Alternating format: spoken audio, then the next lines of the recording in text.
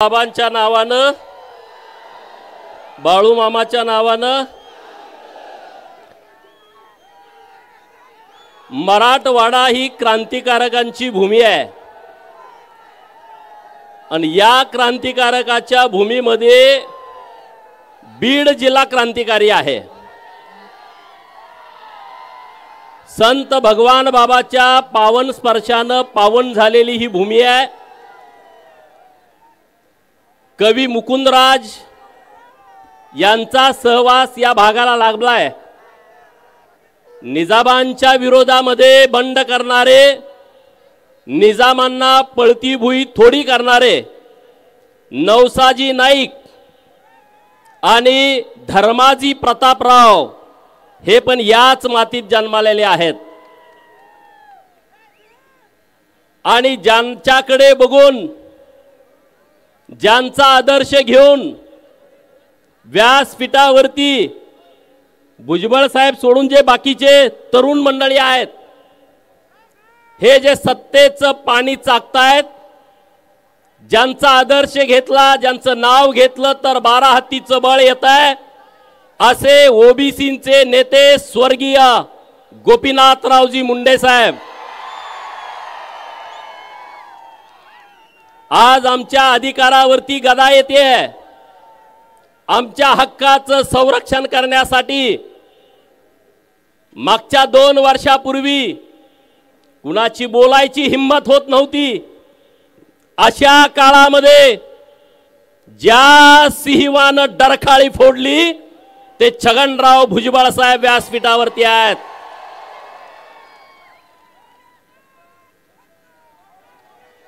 राज्याचे माजी मंत्री ज्यांच्या शब्दाला धार आहे असे माननीय धनंजयराव मुंडे साहेब व्यासपीठावरती आहेत। माननीय प्रकाशांना, लक्ष्मणराव हक्के साहेब, बाकीचे सगळे मंडळी, मी आता वेळ जास्त घेत नाही। मित्रांनो, मी पश्चिम महाराष्ट्रातून आलो आहे। 1962 ला इंग्रजांच्या विरोधामध्ये लढणारे क्रांतिसिंह नाना पाटील सातारा लोकसभेमध्ये हरले, परंतु 1967 ला याच भूमीनं त्यांना लोकसभेमध्ये पाठवलं होतं। याचा सर्वस्वी अभिमान माझ्यासारख्या कार्यकर्त्याला आहे। मित्रांनो, भुजबळ साहेबांच्या नेतृत्वात इथं एक एल्गार सभा मागे झाली होती आणि आता दुसरी एल्गार सभा माननीय भुजबळ साहेबांच्या नेतृत्वामध्ये आपल्या या बीडच्या भूमीमध्ये होते आहे। भटका विमुक्त, ओबीसी, मायनर ओबीसी 346 जाती आहेत। मित्रांनो, आज आपण सगळ्यांनी एक दिलानं, एक मनानं भुजबळ साहेबांच्या पाठीमागे राहण्याची नितांत आवश्यकता आहे। मान्य आहे का तुम्हाला? कुणाकुणाला मान्य आहे? हात वर करा सगळे मीडियावाले मित्रांना माझी विनंती आहे। ते आमच्यामध्ये भांडणं लावू पाहतायत, जरा हात थोडा वेळ वर धरा। ते आमच्यामध्ये भांडणं लावू पाहतायत, ते म्हणजे 346 जातीचा एकटाच नेता कसा? अरे बाबांनो, आमच्या सगळ्यांचं ठरलंय, आमचा नेता एकच आहे, माननीय छगन भुजबळ। कुणाची काय अडचण आहे का?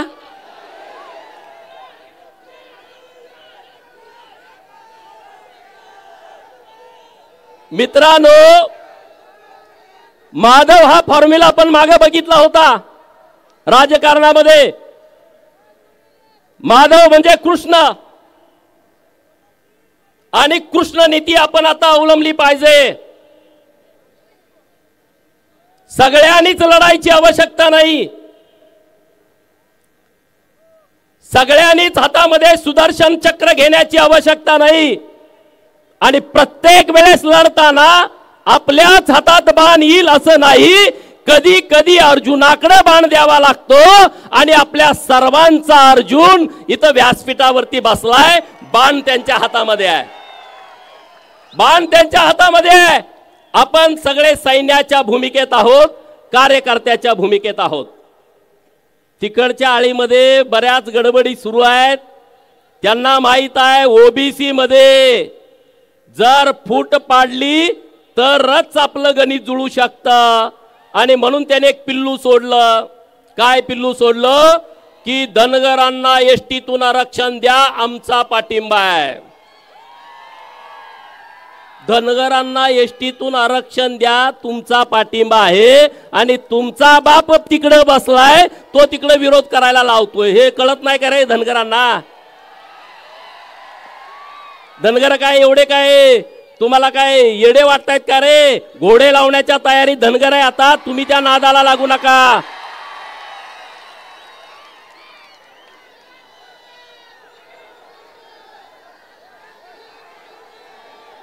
धनगरांना दोन भूमिकेत जावं लागणार आहे. धनगर समाजाच्या एसटी आरक्षणाची अंमलबजावणी करणं हे धनगरांच्यासाठी प्राथमिकता आहे. आम्ही लढाई लढू, रस्त्यावरची लढू, न्यायालयातली लढू, सरकार बरोबरची लढू.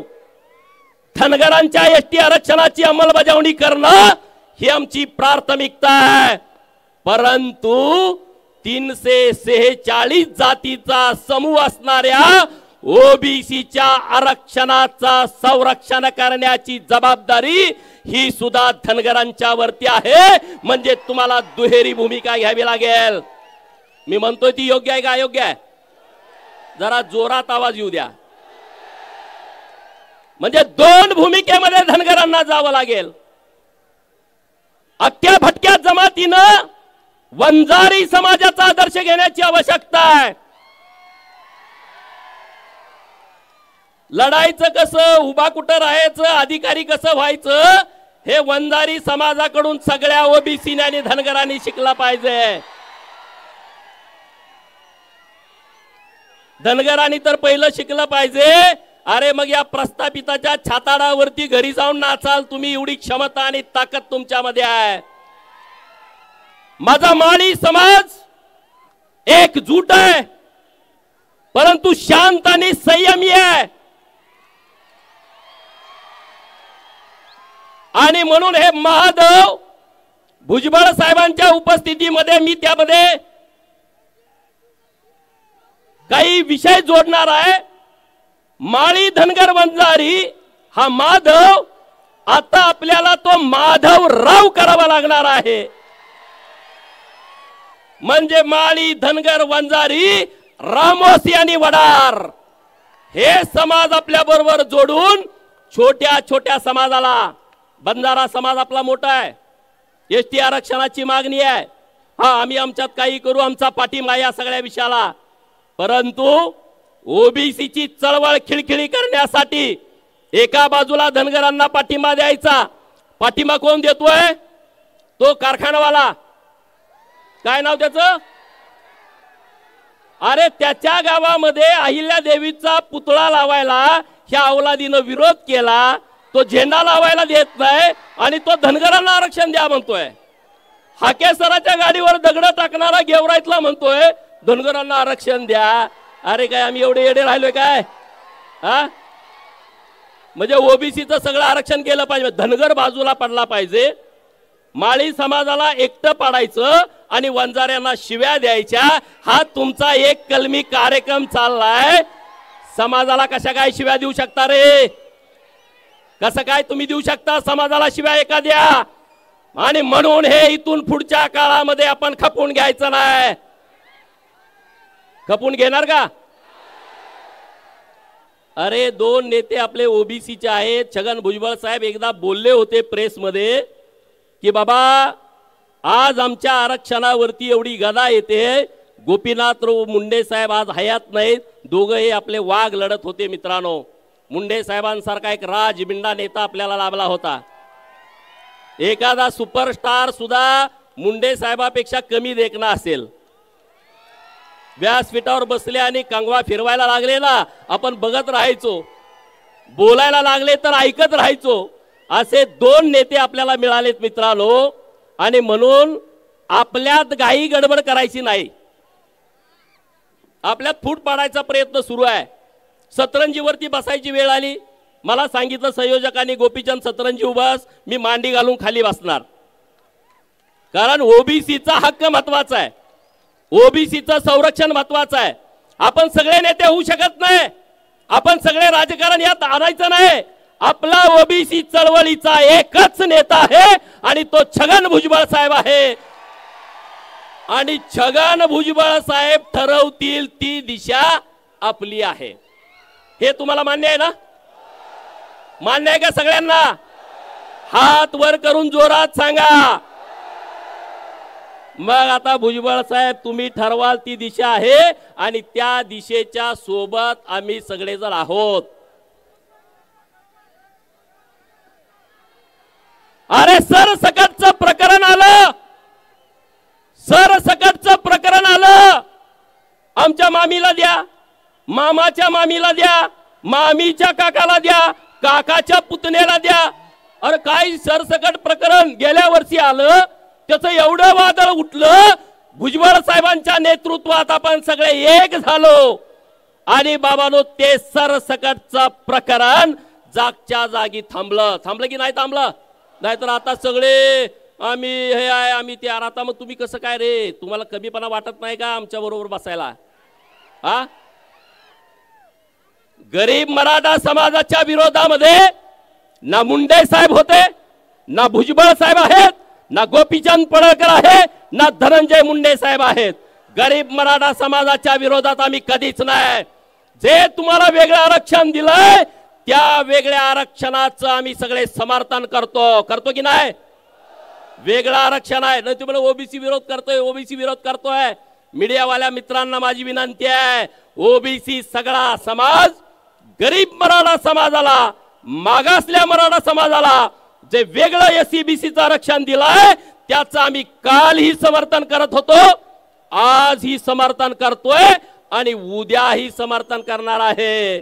आम्ही गरीब मराठा समाजाच्या विरोधात नाही, पण गरीब मराठा समाजाचं भांडवल करून जो प्रस्थापित मराठा समाज आहे तो आमच्या सुताराचं, कुंभाराचं, लोहाराचं, घिसाड्याचं, गावगाड्यातल्या राहणाऱ्या छोट्या छोट्या समाजाचं सरपंच पद हिसकावू पाहतोय, याला आमचा विरोध आहे। म्हणे सुताराचा पोरगा सरपंच झाल्यावर आम्ही कसं पुढे बसणार? मी चंद्रकांत दादांचं खरं तर अभिनंदन करेन, त्यांनी सांगलीच्या कार्यक्रमामध्ये भूमिका घेतली। या महाराष्ट्रामध्ये जे आरक्षणाचं राजकारण सुरू आहे त्यांना गरीब समाजाची लोक सरपंच पदावरती बसलेली आवडत नाहीत, त्या खुर्चीच्या पुढे बसायला लाज वाटते आणि म्हणून हे आरक्षणाचा हा घाट त्यांनी घातलेला आहे। पण हा सगळा समस्त ओबीसी समाज तुमचा हा घाट हाणून पाडणार आहे।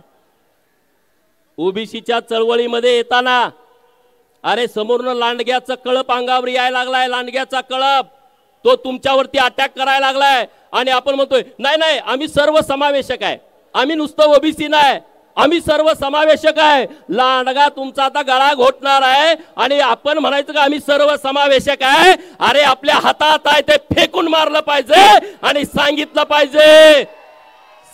पाहिजे मी ओबीसी आहे। अरे तुम्ही जरी नाही सांगितलं तर ते म्हणतातच ना। आणि म्हणून मला धनगर सांगायला मला कधी कमीपणा वाटत नाही, लाज वाटत नाही, मला अभिमान वाटतो। मी धनगर आहे पण ओबीसी आहे। मला पत्रकारांनी प्रश्न विचारला आल्या 4 दिवसापूर्वी तुम्ही हिंदू सभेला आलता, आज तर तुम्ही ओबीसी सभेला आलाय। 4 दिवसापूर्वी मी बीड मध्ये आलो होतो। कंधों से आगे छाती नहीं होती, कंधों से आगे छाती नहीं होती, धर्म से बढ़कर जाती नहीं होती। आणि म्हणून परवा आलो होतो धर्माचा विषय होता आणि आज आलोय माझ्या जातीचा ओबीसी लोकांचा विषय आहे आणि त्याचं संरक्षण करण्यासाठी भुजबळ साहेबांच्या पाठीमागे घोषणा देण्यासाठी कार्यकर्ता म्हणून आलो आहे आणि पुढे नेहमी येणार आहे मित्रांनो, नेहमी येणार आहे, नेहमी येणार आहे। आणि तुम्ही सगळे गावातले एक व्हा, सगळे एक व्हा, गावातले वाद सगळे संपून टाका। क्यों असा आहे, तो तसा आहे, ह्यो अमकाय, ह्यो तमकाय, हे राजकारण ते राजकारण आणि आपल्या आपल्यामध्ये जर भांडत बसला ना माती होऊन जाल, माती होऊन जाल। अत्यंत जबाबदारीने मी बोलतोय, अत्यंत जबाबदारीने मी बोलतोय। तुम्ही जर तुमच्यामध्ये डॉक्टर बाबासाहेब आंबेडकर साहेबांनी काय सांगितलं, शिका, संघटित व्हा, संघर्ष करा। आपला नुसता संघर्ष चालू आहे, संघटित कोण होणार? आणि ते संघटित होण्यासाठी आणि तुम्ही आणि आम्ही एकत्रित येऊया। आणि GR तुम्ही चिंता करू नका रे, भुजबळ साहेब लढतायत ताकदीनं. आतापर्यंत कुणाला सर्टिफिकेट मिळालेले नाहीत आणि पुढे मिळणार नाहीत, याची व्यवस्था यांच्या नेतृत्वाखाली होईल. तुम्ही विश्वास ठेवा, याची चिंता करू नका. आणि यांनी अगोदर दाखले काढलेत रे. सरपंच हे नगरसेवक कुठल्या पदावरती आहेत? कुणबी मराठा, मराठा कुणबी. माग कुल येतात नाही तर पुढे कुल येतात. Over writing. माग कू चला द्या दाखला, पुढे कू द्या दाखला.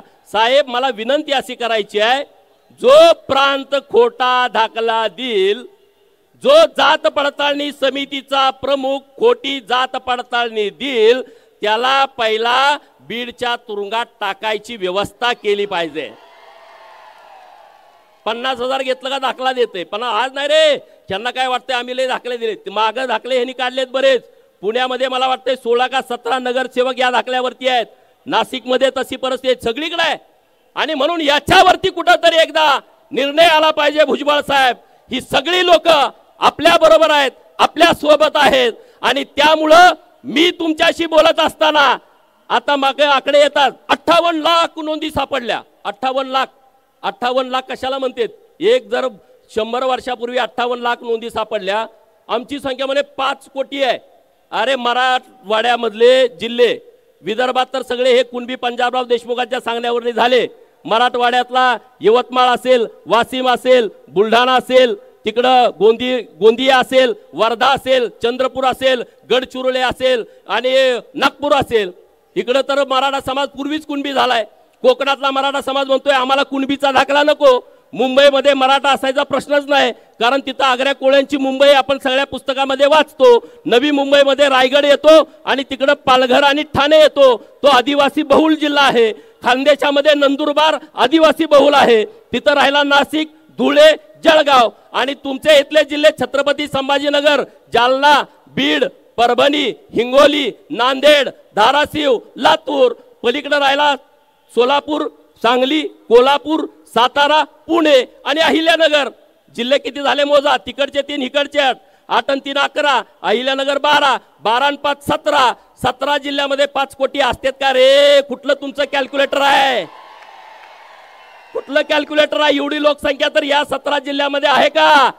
जातनिहाय जनगणना ज्या दिवशी होईल तेव्हा तुमचा बाजार उठलेला असेल हे तुम्ही लिहून ठेवा. आणि तुम्हाला तुमची ताकद कळेल. सुताराला कुंभाराला ती मध्ये माझं एकच घर आहे. अरे तुझं गावात एक आहे, पण विधानसभा मतदारसंघात 1000 घर आहेत की. 1000 गुणुले 5 कर की.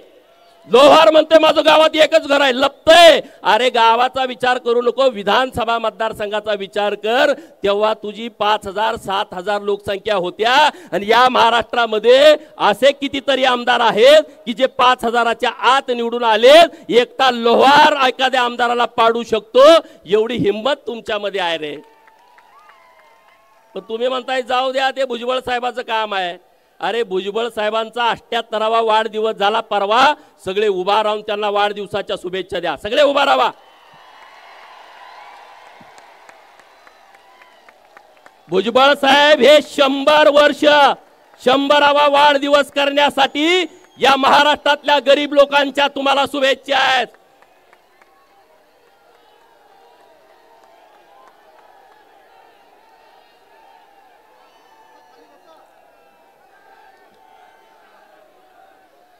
अरे मित्रांनो, हे म्हणले की जिथं मुंडे साहेब जातील, भुजबळ साहेब जातील, तिथं निवडणुकीला पाडा. कुठं जरी मी स्टेटमेंट ऐकलं त्यांच्यासाठी मला म्हणायचं आहे, हुकूमत तो वही करते हैं जिनका लोगों के दिलों पे राज होता है. हुकूमत तो वही करते हैं जिनका लोगों के दिलों पे राज होता है, वरना यूं तो मुर्गों के सर पर भी ताज होता है. तुम्ही भुजबळ साहेब आणि मुंडे साहेब कुठं आले, तुम्ही पाडणार, तुम्ही पडाल. जशाच तसं मिळेल. तुम्ही आहो म्हणला, आम्ही काहो म्हणू. तुम्ही समजा दादागिरी करताय, मोठी माणसं आहे, तुम्ही 2 दिले, किमान 1 तरी आमचं पोरग दिल ना. आणि द्यावं लागेल. नाही 2 दिल म्हणताय, 1 दिली तर 2 दिल म्हणताय. नीट ऐका, हे कायद्यावरती राज्य चालतं, दादागिरीवरती हे राज्य चालत नाही. आणि म्हणून मला ठाम विश्वास आहे भुजबळ साहेब आपले सरकारमध्ये आहेत. देवेंद्र फडणवीस साहेबांशी त्यांचं बोलणं होत आहे. चिंता करू नका, ओबीसी वरती कुठलाही अन्याय होणार नाही याची जबाबदारी भुजबळ साहेब घेतील आणि आपण सगळे सैन्य म्हणून भुजबळ साहेबांच्या पाठीमागे ताकदीने उभा राहू। मुंडे साहेबांचं जे स्वप्न होतं की जातनिहाय जनगणना झाली पाहिजे ते आता स्वप्न मित्रांनो या वर्षी पूर्ण होत आहे आणि त्यामुळे ओबीसीच्या अख्खाला कुणीही कितीही दादागिरी केली किती अन्याय करण्याचा प्रयत्न केला तर धक्का लागू शकत नाही आणि याचं सगळं श्रेय माननीय भुजबळ साहेबांच्याकडे जातं। एवढंच या निमित्तानं बोलतो। माझ्यानंतर बोलणारे नेते मंडळी आहेत। धन्यवाद। जय हिंद, जय मल्हार। देश विदेशातील प्रत्येक घडामोडींचे लाईव्ह अपडेट मिळवण्यासाठी आता साम टीव्हीच्या सर्व सोशल मीडिया प्लॅटफॉर्मला लाईक, फॉलो आणि सबस्क्राईब करा।